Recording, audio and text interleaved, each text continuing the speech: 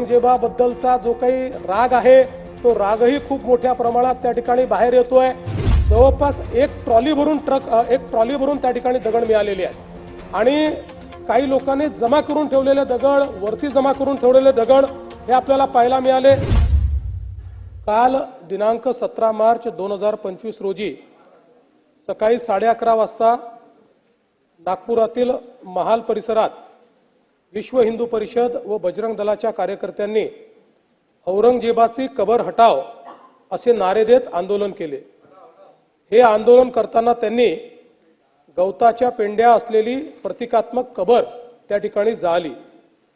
यानंतर गणेशपेठ पोलिसांनी आंदोलकांवर अपराध क्रमांक 114/2025 नुसार भारतीय न्याय संहिता 299, 37(1) व 3 सह 135 महाराष्ट्र पोलीस कायदा अन्वये गुन्हा दाखल केला। दुपारी 3:09 हा गुन्हा दाखल झाला। यानंतर सायंकाळी एक अफवा अशी पसरवली गेली की सकाळच्या आंदोलनात जी प्रतिकात्मक कबर जाळली त्याच्या कापडावर धार्मिक मजकूर होता। अत्तरोळ मधील नमाज आटोपून 200 ते 250 चा जमाव हा त्या ठिकाणी तयार झाला आणि नारे देऊ लागला। याच लोकांनी आग लावून टाकू असे हिंसक बोलणे प्रारंभ केल्याने पोलिसांनी त्या ठिकाणी बळाचा वापर केला। यापूर्वी बजरंग दलाच्या कार्यकर्त्यांविरुद्ध तक्रार द्यायची आहे अशी मागणी करण्यात आल्याने त्यांना गणेशपेठ पोलीस ठाण्यामध्ये आमंत्रित करण्यात आलं। त्यांची तक्रार ऐकून घेण्यात आली। एकीकडे पोलिसांची कारवाई सुरू असताना दुसरीकडे हंसापुरी भागामध्ये 200 ते 300 लोक हातात काठ्या घेऊन दगडफेक करू लागले। त्यांच्या तोंडावर फडके बांधले होते। या घटनेत 12 दुचाकींचे नुकसान झाले आहे। या घटनेमध्ये काही लोकांवर घातक शस्त्राने हल्ला करण्यात आलेला आहे। तिसरी घटना भालदारपुरा भागात सायंकाळी 7:30 वाजता झाली। 80 ते 100 लोकांचा जमाव तिथे होता। तिथे त्यांनी पोलिसांवर हल्ला केला, त्यामुळे अश्रुधूर व सौम्य बळाचा वापर करावा लागला। या घटनेत एक क्रेन, 2 जेसीबी व काही 4 चाकी वाहने ही जाळण्यात आली। या संपूर्ण घटनेमध्ये 33 पोलीस जखमी झाले आहेत, ज्यामध्ये 3 उपायुक्त दर्जाचे पोलीस आहेत। त्यातल्या एका पोलीस उपायुक्तावर कुऱ्हाडीने त्या ठिकाणी हल्ला करण्यात आलेला आहे। एकूण 5 नागरिक जखमी झालेले आहेत। तिघांना उपचार करून सोडले आहेत। 2 रुग्णालयात आहेत, यातला एक आयसीयूत आहे। एकूण 3 गुन्हे गणेशपेठ पोलीस ठाण्यात दाखल झाले आहेत। तहसील पोलीस ठाण्यात 2 गुन्हे दाखल करण्याची प्रक्रिया सुरू आहे। असे एकूण 5 गुन्हे आहेत। 11 पोलीस ठाण्याच्या हद्दीत संचारबंदी लागू करण्यात आलेली आहे।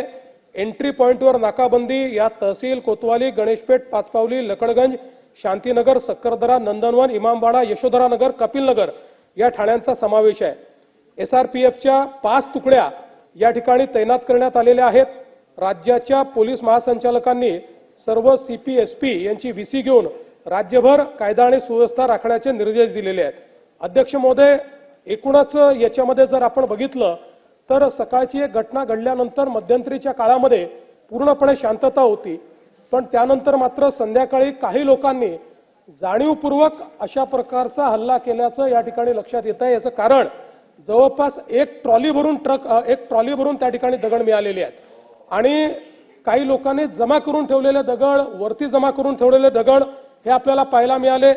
शस्त्र देखील मोठ्या प्रमाणात त्या ठिकाणी होते, ते शस्त्र जप्त करण्यात आलेले आहेत। वाहनांची जाळपोळ त्या ठिकाणी झालेली आहे आणि ठरवून काही ठराविक घरांना, काही ठराविक आस्थापनांना त्या ठिकाणी लक्ष्य करण्यात आलेलं आहे।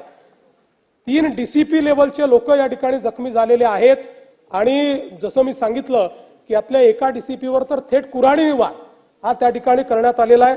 त्यामुळे निश्चितपणे याच्यामध्ये काही ना काही एक प्रकारे काही लोकांचा सुनियोजित पॅटर्न हा देखील त्या ठिकाणी दिसतो आहे। अशा लोकांना त्या ठिकाणी त्यांच्यावर कारवाई ही केलीच जाईल। कुठल्याही परिस्थितीमध्ये कायदा आणि सुव्यवस्था हाती घेण्याची कोणालाही परवानगी या ठिकाणी देण्यात येणार नाही। आणि मी एक गोष्ट स्पष्टपणे सांगतो, पोलिसांवर ज्यांनी हल्ला केला असेल त्यांना काय झालं तरी सोडलं जाणार नाही। पोलिसांवरचा हल्ला सहन केला जाणार नाही। पोलीस शांतता प्रस्थापित करत होते, अशा वेळी पोलिसांवर केलेला हल्ला अतिशय चुकीचा आहे। अध्यक्ष महोदय, खरं म्हणजे महाराष्ट्रामध्ये कायदा आणि सुव्यवस्था राखणं, शांतता राखणं आपल्या सगळ्यांची जबाबदारी आहे। मी नागपुरातली जनता असेल, महाराष्ट्रातली जनता असेल, या सर्व जनतेला ही विनंती करू इच्छितो की सर्व समाजांचे धार्मिक सण हे या कालावधीमध्ये चाललेले आहेत. अशा या सगळ्या परिस्थितीमध्ये सगळ्यांनी संयम ठेवला पाहिजे. कोणीही संयम सोडू नये. आपल्याला कायदा आणि सुव्यवस्था आणि शांतता कशी राखता येईल, एकमेकाच्या प्रति आदरभाव कसा राखता येईल, अशा प्रकारचा प्रयत्न हा सर्वांनी करावा, अशा प्रकारची या निमित्ताने मी अपील करतो. खरं म्हणजे आज महाराष्ट्रामध्ये विशेषतः म्हणजे मी कुठल्या सिनेमाला दोष देत नाहीये, खरं म्हणजे छावा या चित्रपटाने छत्रपती संभाजी महाराजांचा खरा इतिहास आपल्या समोर आणला.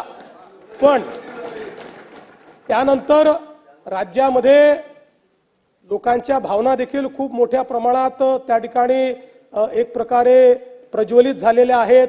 औरंगजेबाबद्दलचा जो काही राग आहे तो रागही खूप मोठ्या प्रमाणात त्या ठिकाणी बाहेर येतोय. या सगळ्या गोष्टी आपल्या ठिकाणी असल्या तरी मला असं वाटतं की महाराष्ट्रात कायदा आणि सुव्यवस्था राखणं हे अत्यंत महत्त्वाचं आहे. त्यामुळे सर्वांनी संयम बाळगला पाहिजे. महाराष्ट्र एक प्रगतिशील राज्य आहे. या राज्यामध्ये मोठ्या प्रमाणात इन्व्हेस्टमेंट येत आहे.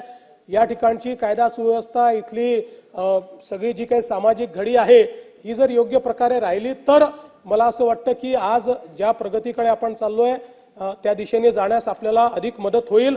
आणि म्हणून निश्चितपणे कायदा आणि सुव्यवस्था राखण्याकरता, शांतता राखण्याकरता मी आवाहन करतो.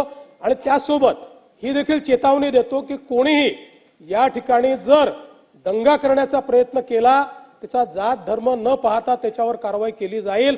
आणि पोलिसांवर जर कोणी हल्ला केला तर त्यांना सोडलं जाणार नाही. त्यांच्यावर कडक कारवाई ही केली जाईल, हे देखील या निमित्ताने मी सांगतो.